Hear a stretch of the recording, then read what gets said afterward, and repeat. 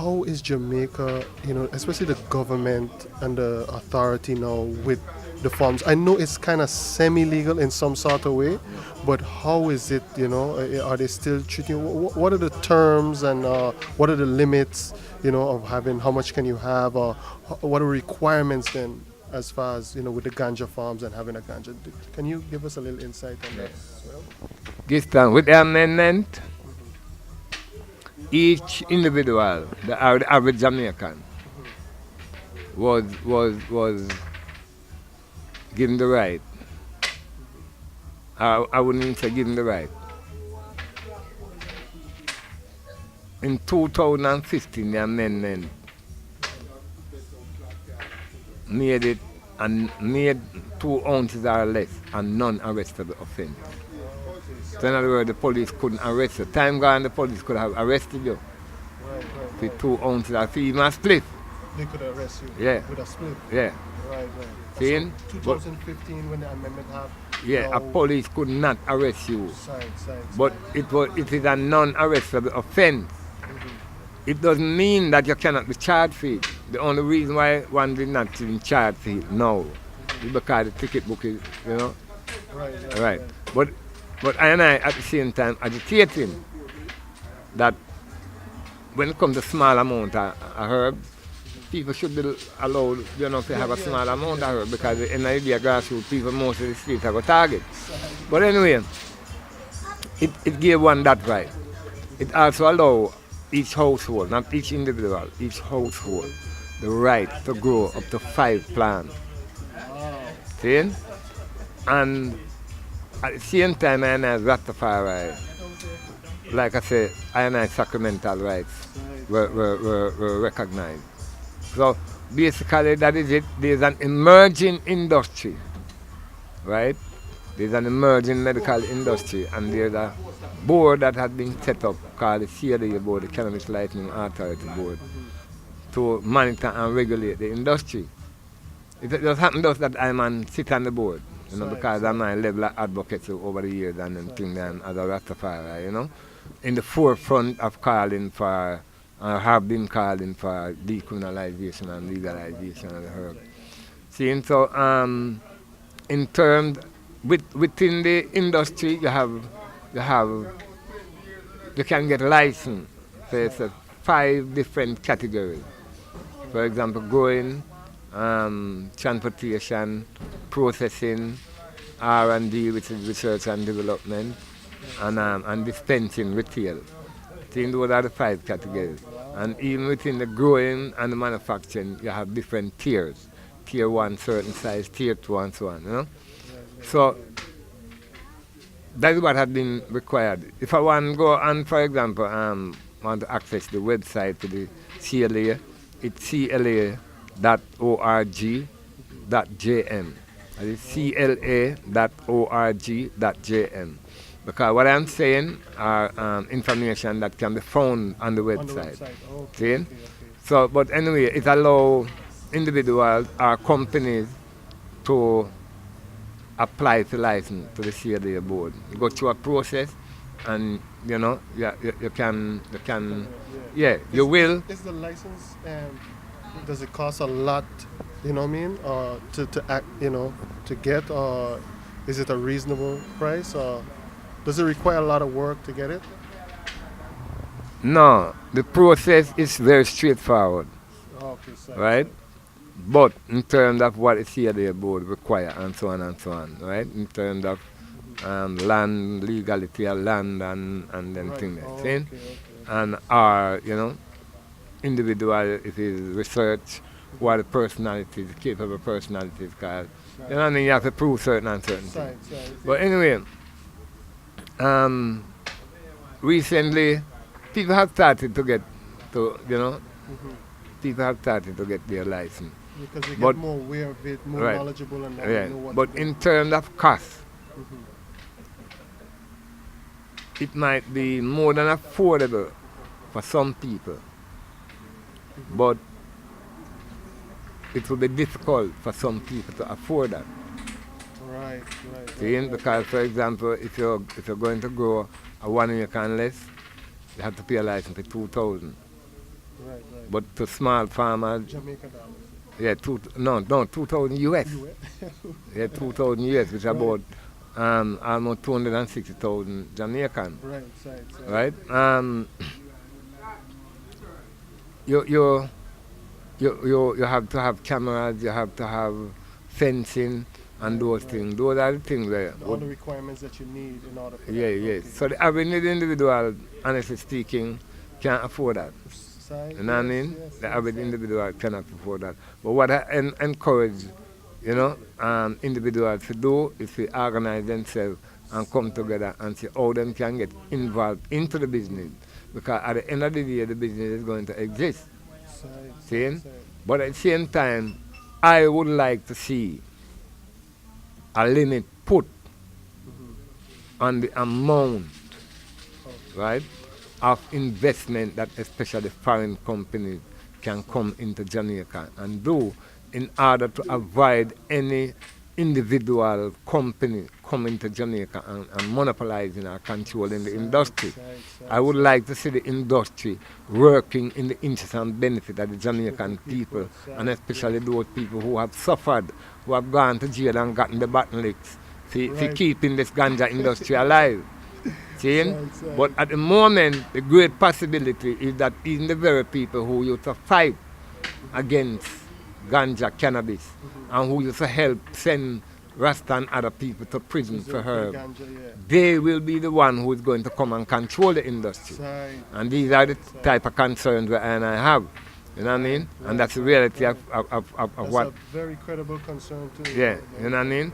At the same time, I'm not blaming the CLA because the CLA is there to accept application. It Right. needs government policy. For example, that within the space of 3 year, 5 year, you know what I mean, GAA people should have been allowed to develop an industry so that when they open it, we are already on a pathway, right, in a position that and I can effectively participate in the industry. Otherwise, if the big people just come in, Come and take over the thing. right, you're going to find that Right. the very people, Jamaicans get left out. of it. exactly, are, And- are and the the used island. as And common island. laborers. Side. See? So that is the situation at the moment. It's not something that I and I enjoy, not something that I and I want to see. But at the same time, it has stepped in the right direction based on where I and I are coming from. Right. Where time gone, if you were caught with one planter, but one herb plant, you could go to prison for 5 years if you had a conviction of possession before, you know.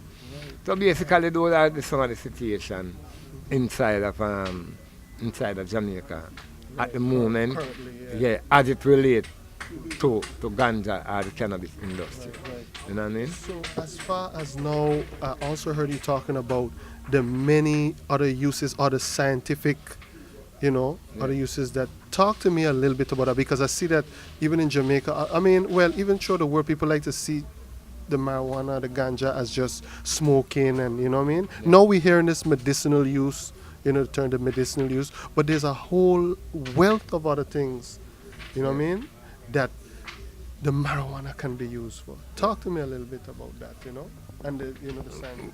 Well, give thanks because I've been researching herb, not only using herb, I've been researching herb for more than 40 years. See? Yeah. And there's a book I tell anybody to read it called The Emperor Wears No Clothes, Jack Herrera, written by Jack Herrera. But there are a lot of other information out there in terms of the medicinal usages of ganja cannabis long before 2013, or long before a Charlotte Web was discovered. See? Because people, if you go back and look at, then it is claimed that the Chinese encyclopedia, right? It was written in Chinese encyclopedia as far back as 2500. Things about the medicinal thing of ganja. See? So they India, when the British doctor went there, you know what I mean, in the late 19th century, he found documentation more than 1,000 years old, about cannabis.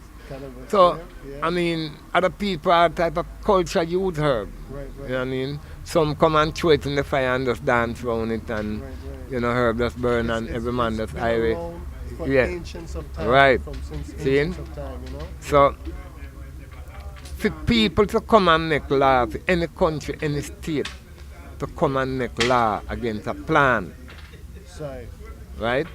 It's outright violation against the individual who choose to use that plan.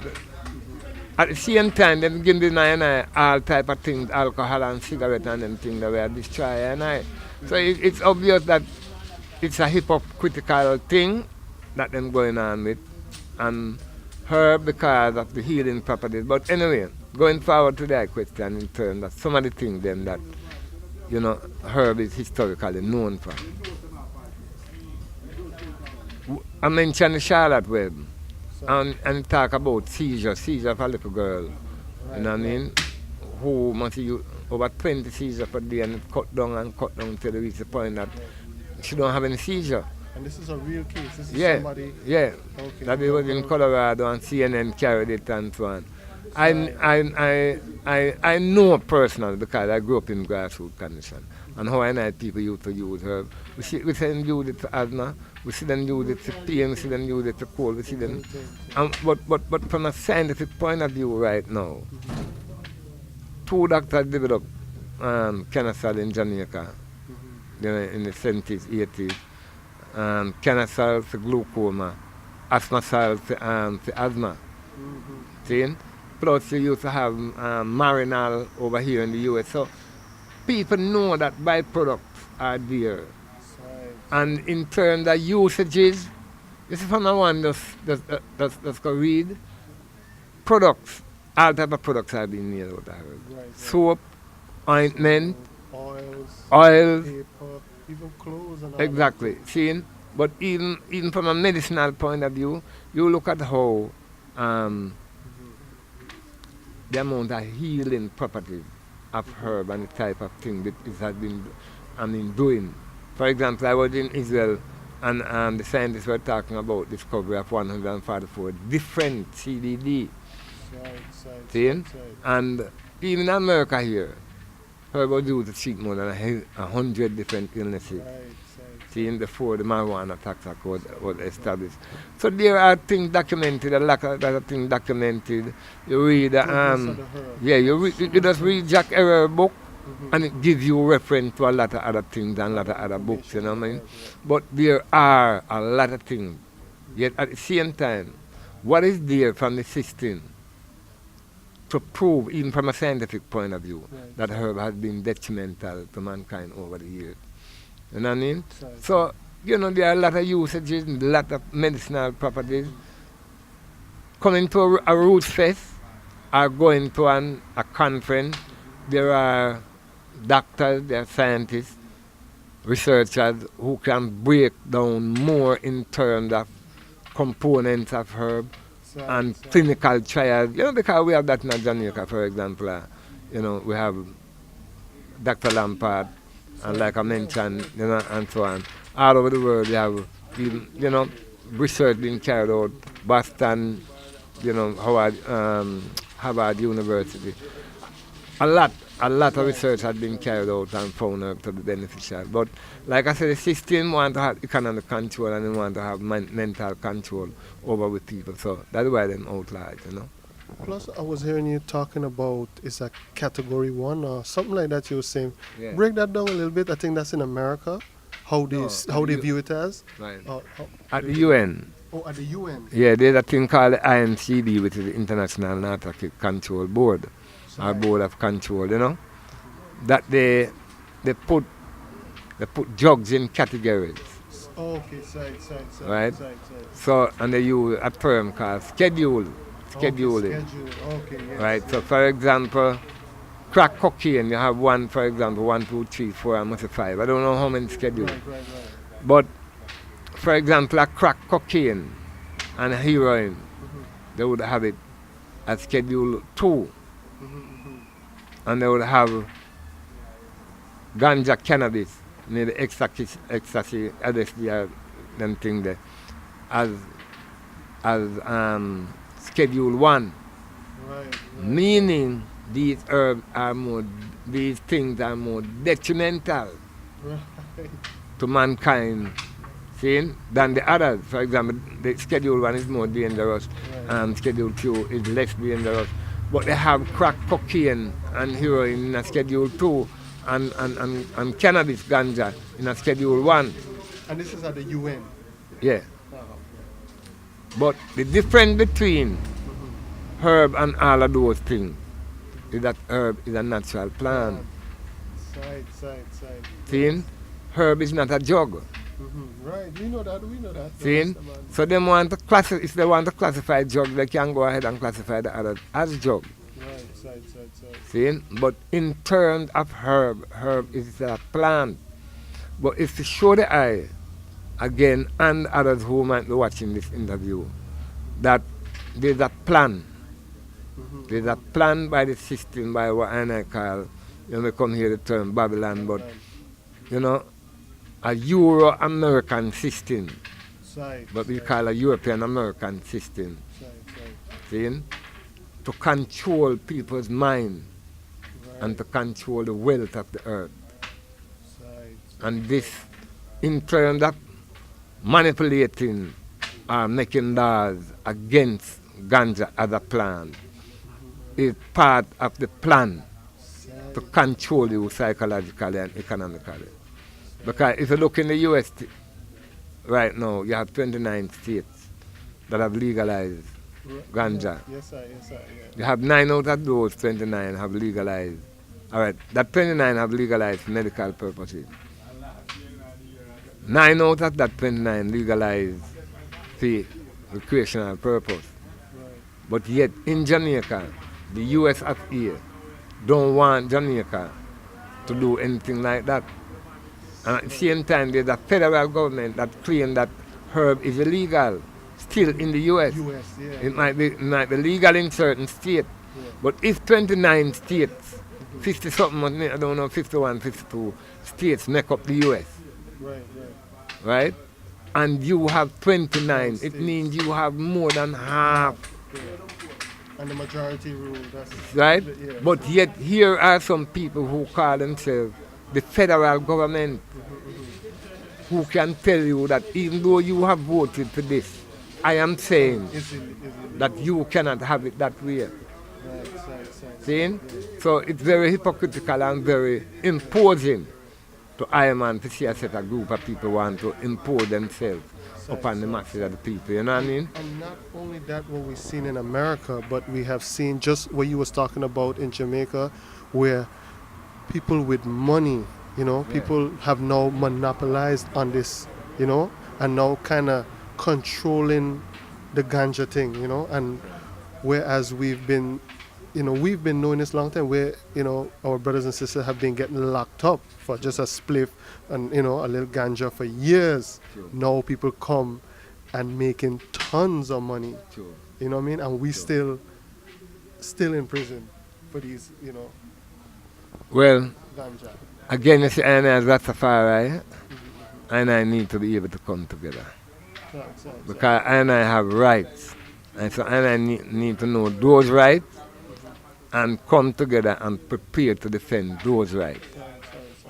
See, because no hands can free and I, but I and I own. And the system is not going to present to I and I what is for I and I. But when there's an opportunity to utilize natural resources out there, then I and I must be able to realize where those opportunities are, to acknowledge it, and to utilize those opportunities. Sometimes as Rastafari, there are those who, some I and I is caught up in so much religious, without taking into account the reality that I and I still in a Babylon system. And there are certain ways, Babylon use propaganda machine, social media, to get to the minds of the people. And at the same time, I and I is fighting the type of battle, psychological and economical. So I and I need to put I and I also in a position where I and I can counter Some of those psychological or the misinformation that them putting out.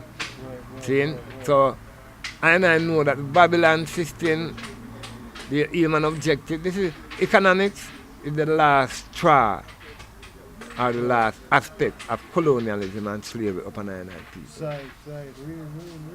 See? So I need to be able to overcome the economic barrier. I'm talking today, but I have not yet overcome this economic barrier.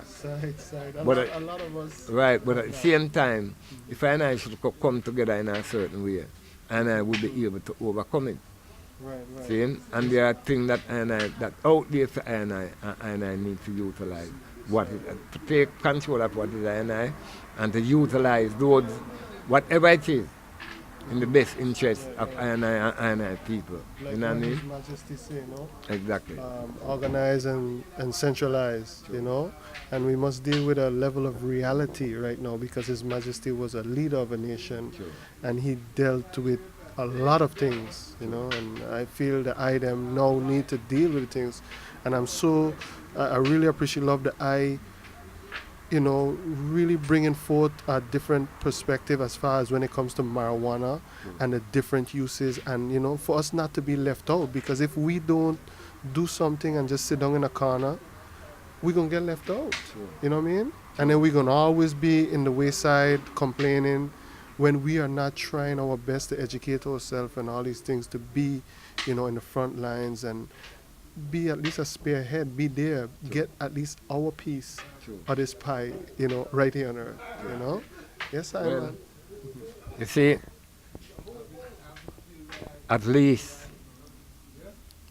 I and I as Rastafari for a long time have been saying to them, the herb is for the healing of the nation. Yes. And it wasn't that I and I was just speaking specifically of ganja, cannabis, but herbs in general. Right. See? Because all the herbs have its healing property, but it's for one to know how to use the herb. So traditionally, ganja have been used in different ways. It has been used medicinally, it has been used as food, it has been used spiritually, where people gather together and burn or eat or whatever. You know what I mean? So it's I and I say, no all of those. The struggle continue, and we have to just continue to fight. See, the type of freedom that I and our ancestors have been fighting for, we come a long way, but there's still a far way to go. But there's one thing that I and I confident of, is the victory of good over evil. I tell I that, and I know that even from what them call common sense. Because I don't care how long wrongs prevail, it can only prevail for a time, but not forever. And the youth them rise up, a whole heap of them get caught up, but at the same time a whole heap of them come to acknowledge who they are, especially as black youth. And not only as black youth, but even as white youth out there who realize the type of misinformation and miseducation that they have been exposed to in terms of one discriminating against Africa as if Africa was a backward and primitive place. I mean, the fact that the youth are coming to acknowledge what is right from what is wrong and know that slavery and colonialism was a crime against humanity, and that the issue of reparation, including repatriation, must be dealt with. So these are issues, rights of indigenous people whose lands have been forcefully taken over by colonialism, you know. So these are issues that are out there to be dealt with, and people have to come together, whether we are Rasta, whether we're not Rasta, because irrespective of whether you're Rasta, or you're black or you're white, people acknowledge truth, people acknowledge right. And it's time for all of these people, irrespective of color, creed, race, who can acknowledge that a wrong has been done, and these wrongs need to be repaired, and compensation need to be given to those who deserve it. So again, I want to give thanks right here to the Tree Lion. Bless up yourself, give thanks. You know, we had the Rootz Fest launch right here last night, the 3rd of November, one day after the 87th anniversary of the coronation of Her Majesty and Empress in Ethiopia, 1930. So again, it has been a blessed moment. Eli Ras Iyah Jah, Rastafari, bless, keep and guide and I forever and ever. Eli Rastafari, you know. Give thanks, Virgin. I will.